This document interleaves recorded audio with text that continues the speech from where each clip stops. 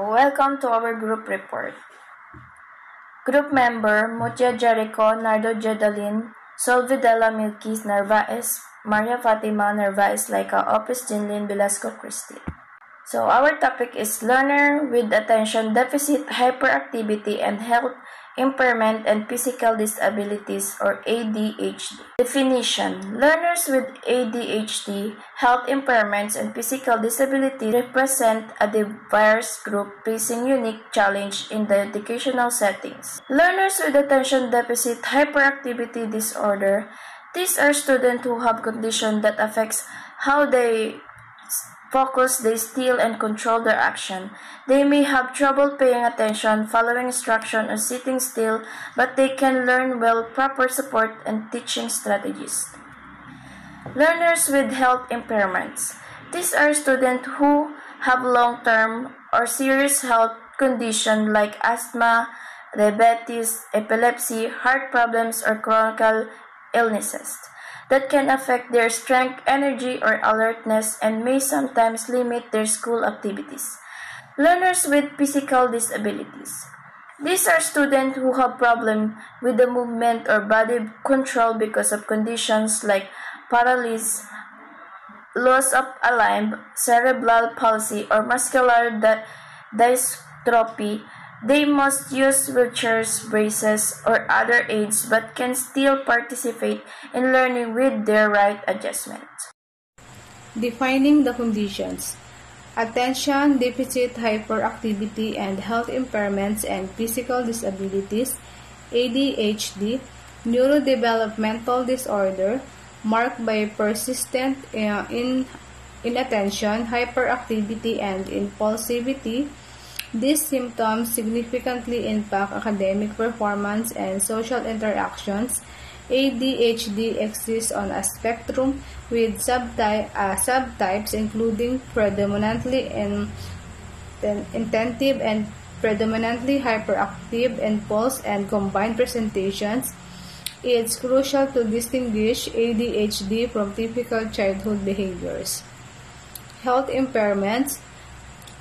A broad category encompassing chronic or acute conditions affecting learning.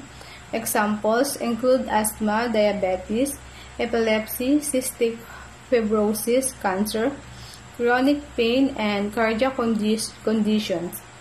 This condition can cause absence, fatigue, concentration difficulties, and require specialized medical management. Physical disabilities. Conditions impacting motor skills, mobility, and sensory functions. Examples include cerebral palsy, muscular dystrophy, spina bifida, orthopedic impairments, visual impairments, and auditory impairments. These disabilities necessitate individualized accommodations and assistive technologies. Educational approaches. Effective education requires a multi-pronged approach. Individualized Education Program or IEP, a legally mandated plan detailing specific, measurable, achievable, relevant, and time-bound or SMART goals, accommodations, and modifications. Differentiate instruction. Tailoring instruction to individual learning styles and needs, incorporating visual aids, task breakdown, frequent breaks, and varied teaching methods. Assistive technology or AT. Tools and technologies enhancing access to education. Examples include adaptive keyboards, speech-to-text software, text-to-speech software, AAC devices, adaptive settings, and mobility devices. Positive behavior interventions and supports, or PBIS, proactive behavior management focusing on teaching and reinforcing positive behaviors, especially crucial for students with ADHD. Environmental modifications. creating a supportive learning environment, minimizing distractions, and maximizing accessibility. Collaboration. Effective education necessitates collaborating among teachers, specialists, or occupational therapists, physical therapists, speech-language pathologists, parents, and the student. Hello guys, good day, especially to our kind teacher. Hello ma'am. Before I start, I will introduce myself. I am Jerry Kumuncha from Marinduque Cluster, Section 1E33B. And today we will discuss about the placement option. Placement depends on individual needs and available resources. And we have 5 examples. General education classroom with support. Many students succeed in general education with appropriate support and accommodation. Resource room provides individualized instruction and support for returning to the general education classroom. Separate special education classroom offers a more structured environment for students with more significant needs.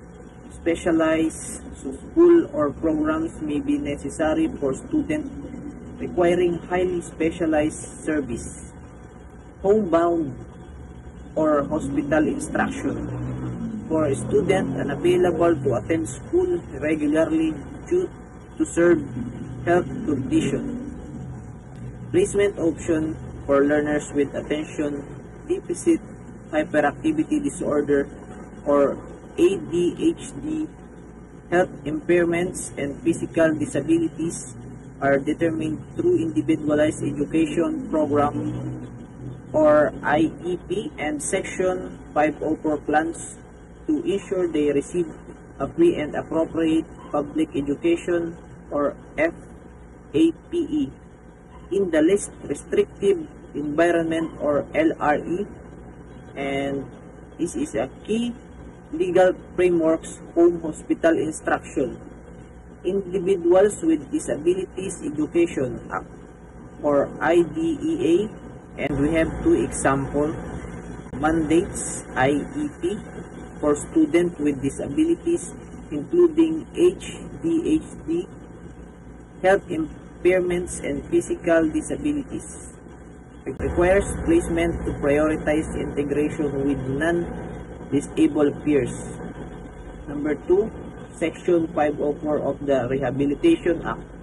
And we have 1 example, provides accommodation for students with disabilities that do not qualify under IDEA, such as ADHD or health condition without significant academic impact. Hello, good day everyone, especially to our kind teacher. Hello ma'am. Before I start, I will introduce myself. I am Jerry Kumuncha from Marinduque Cluster, Section 1E33B. And today, we will discuss about the placement continuum. What is placement continuum? Placement continuum, the LRE principle offers a range of options from full inclusion to the specialized setting.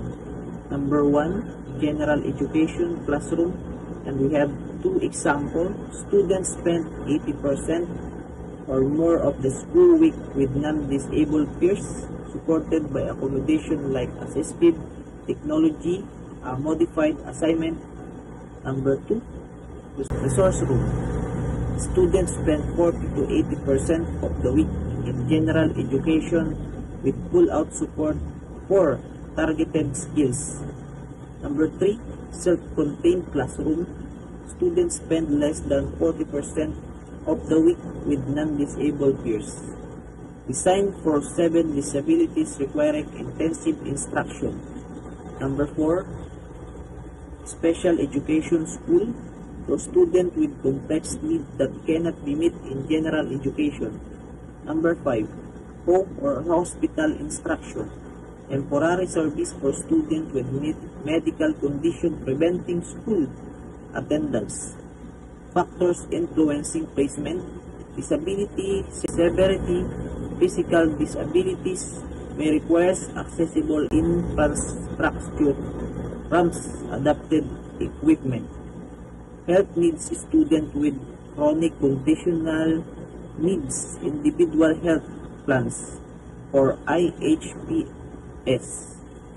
Behavioral challenges, HDHD, may require behavior interventions plans, or BIP, and classroom modifications.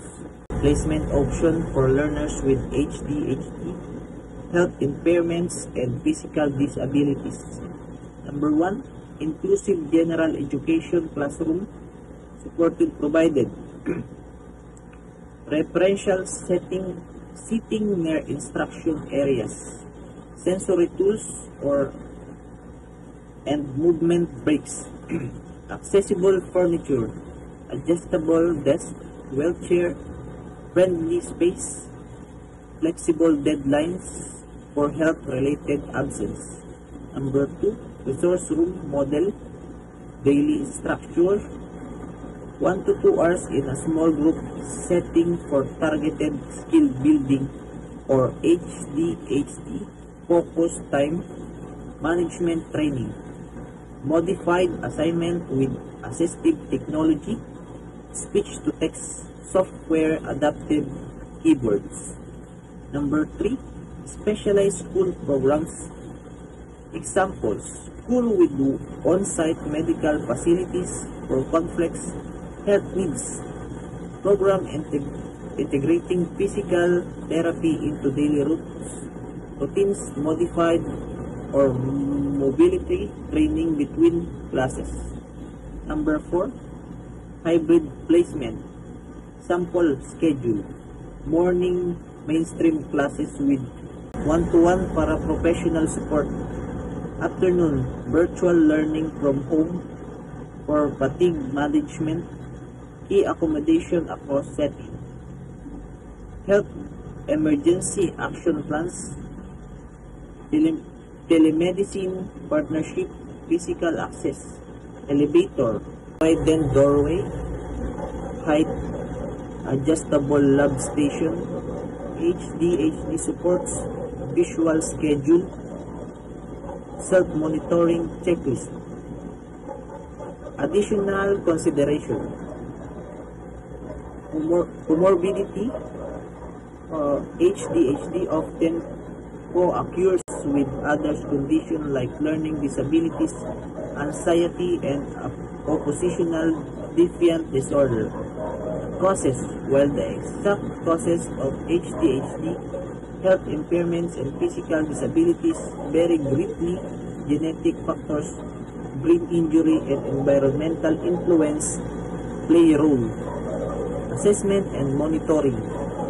Ongoing assessment and progress monitoring are crucial to ensure IEP goals are met and the educational programs remain effective.